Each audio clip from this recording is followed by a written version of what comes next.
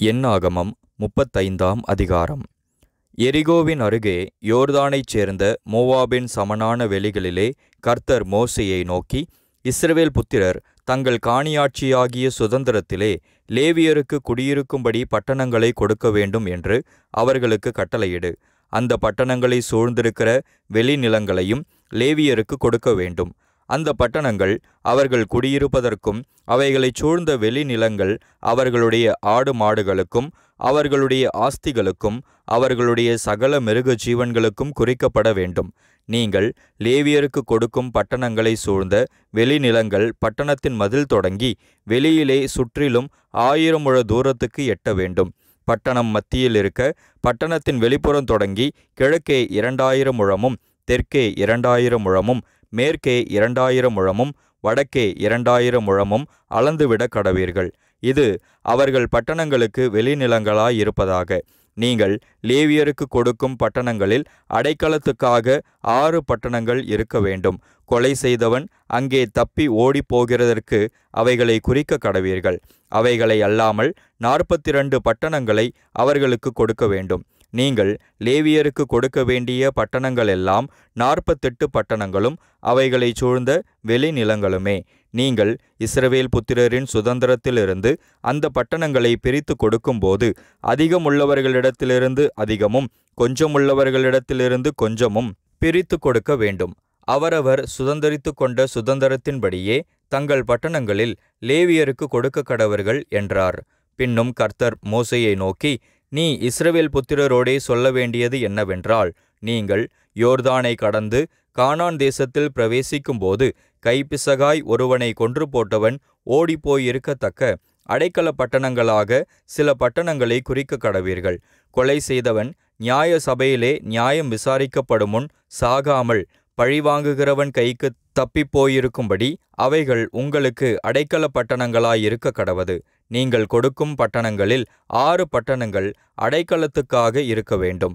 யோர்தானுக்கு இப்புறத்தில் 3 பட்டணங்களையும் கானான் தேசத்தில் 3 பட்டணங்களையும் கொடுக்க வேண்டும். அவைகள் அடைக்கல பட்டணங்களாம். கைப்பிசகாய் ஒருவனை கொன்றவன் எவனோ அவன் அங்கே ஓடிப்போயிருக்கும்படிக்கு அந்த 6 பட்டணங்களும் இஸ்ரவேல் புத்திரருக்கும் உங்கள் நடுவே இருக்கும் பரதேசிக்கும் அந்நியனுக்கும் அடைக்கல பட்டணங்களாய் இருக்க வேண்டும். ஒருவன் இருப்பு ஆயுதத்தினால் ஒருவனை வெட்டினதினால் அவன் செத்துப்போனால் வெட்டினவன் கொலைபாதகனாயிருக்கிறான். கொலைபாதகன் கொலை செய்யப்பட வேண்டும். ஒருவன் ஒரு கல்லை எடுத்து சாகத்தக்கதாக ஒருவன் மேல் எரிகிறதினாலே அவன் செத்துப்போனால் கல்லெறிந்தவன் கொலைபாதகனாயிருக்கிறான். அவன் கொலை செய்யப்பட வேண்டும். ஒருவன் தன் கையில் ஒரு மர ஆயுதத்தை எடுத்து சாகத்தக்கதாக ஒருவனை அடித்ததினால் அவன் செத்துப்போனால் அடித்தவன் கொலைபாதகனாயிருக்கிறான். கொலைபாதகன் கொலை செய்யப்பட வேண்டும்.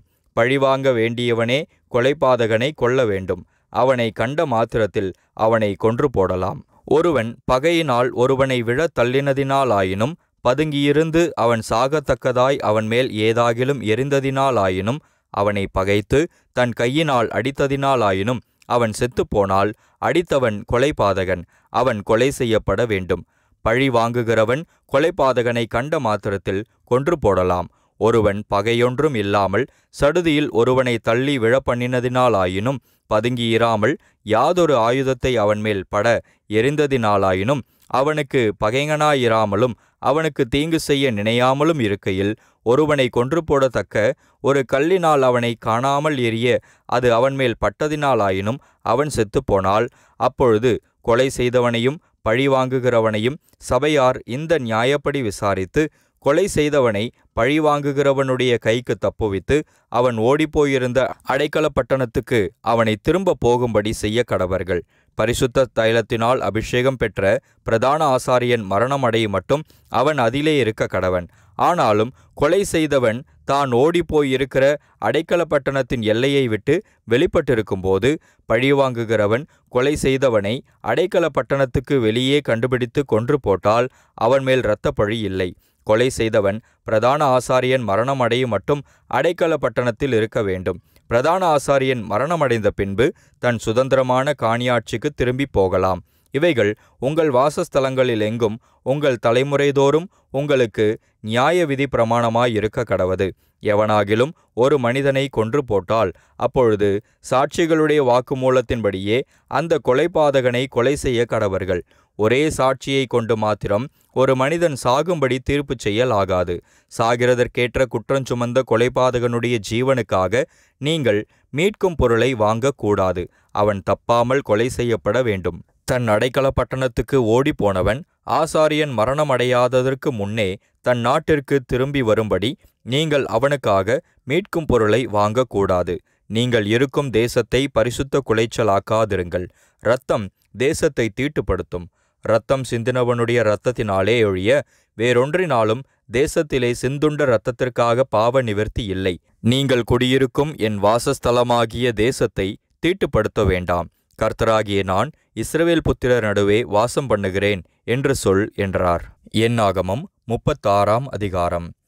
யோசேப்பின் குமாரனுடைய வம்சத்தாரில் மனாசேயின் குமாரனாகிய மாகீருக்கு பிறந்த கீலேயாத்தின் வம்ச பிதாக்களான தலைவர் சேர்ந்து மோசேக்கும் இஸ்ரவேல் புத்திரருடைய பிதாக்களில் தலைவராகிய பிரபுக்களுக்கும் முன்பாக வந்து அவர்களை நோக்கி, சீட்டு போட்டு தேசத்தை இஸ்ரவேல் புத்திரருக்கு சுதந்திரமாக கொடுக்கும்படி எங்கள் ஆண்டவனுக்கு கர்த்தர் கட்டளையிட்டாரே.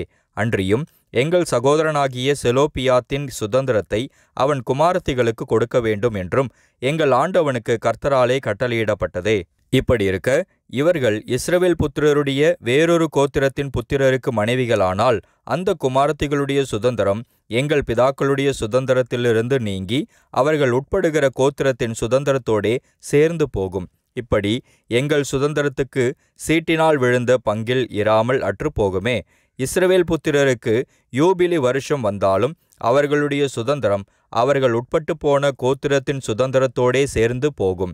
இப்படி எங்கள் பிதாக்களுடைய கோத்திரத்தின் சுதந்திரத்திலிருந்து அது நீங்கி போகுமே என்றார்கள். அப்பொழுது மோசே கர்த்தருடைய கட்டளையின்படியே இஸ்ரவேல் புத்திரரை நோக்கி, யோசேப்பு புத்திரரின் கோத்திரத்தார் சொல்லுகிறது சரியே. கர்த்தர் செலோப்பியாத்தின் குமார்த்திகளை குறித்த காரியத்தில் கட்டளையிடுகிறதாவது, அவர்கள் தங்களுக்கு இஷ்டமானவர்களை விவாகம் செய்யலாம்.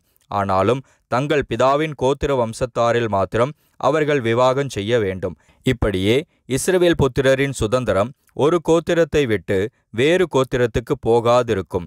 இஸ்ரவேல் புத்திரர் அவரவர் தங்கள் பிதாக்களுடைய கோத்திரத்தின் சுதந்திரத்திலே நிலை கொண்டிருக்க வேண்டும். இஸ்ரவேல் புத்திரர் அவரவர் தங்கள் பிதாக்களின் சுதந்திரத்தை அனுபவிக்கும்படி இஸ்ரவேல் புத்திரருடைய ஒரு கோத்திரத்திலே சுதந்திரமடைந்திருக்கிற எந்த குமாரத்தையும் தன் பிதாவின் கோத்திர வம்சத்தாரில் ஒருவனுக்கு மனைவியாக வேண்டும். சுதந்திரமானது ஒரு கோத்திரத்தை விட்டு வேறொரு கோத்திரத்தை சேரக்கூடாது. இஸ்ரவேல் புத்திரருடைய ஒவ்வொரு கோத்திரமும் தன் சுதந்திரத்திலே நிலை கொண்டிருக்க வேண்டும் என்று கட்டளையிட்டிருக்கிறார் என்றான். கர்த்தர் மோசேக்கு கட்டளையிட்டபடியே செலோப்பியாத்தின் குமாரத்திகள் செய்தார்கள். செலோப்பியாத்தின் குமாரத்திகளாகிய மக்லாள், திர்சாள், ஒக்லாள், மில்காள், நோவாள் என்பவர்கள் தங்கள் பிதாவின் சகோதரருடைய புத்திரரை விவாகம் பண்ணினார்கள். அவர்கள் யோசேப்பின் குமாரனாகிய மனாசே புத்திரரின் வம்சத்தாரை விவாகம் பண்ணினபடியால் அவர்களுடைய சுதந்திரம் அவர்கள் பிதாவின் வம்சமான கோத்திரத்தோடே இருந்தது. எரிகோவின் அருகே யோர்தானுக்கு இப்புறத்திலுள்ள மோவாபின் சமனான வெளிகளில் கர்த்தர் மோசேயை கொண்டு இஸ்ரவேல் புத்திரருக்கு விதித்த கட்டளைகளும் நியாயங்களும் இவைகளே.